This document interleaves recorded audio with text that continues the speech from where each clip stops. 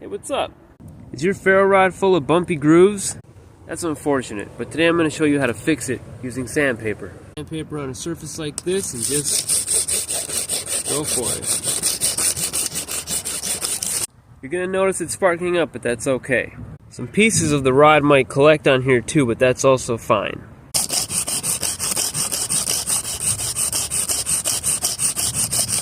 If you want to collect those little pieces, you can even do this.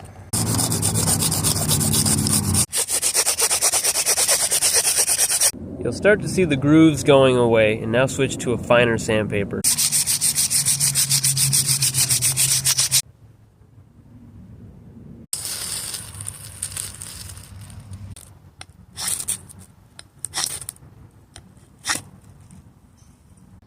And that's how you get your ferro rod good as new.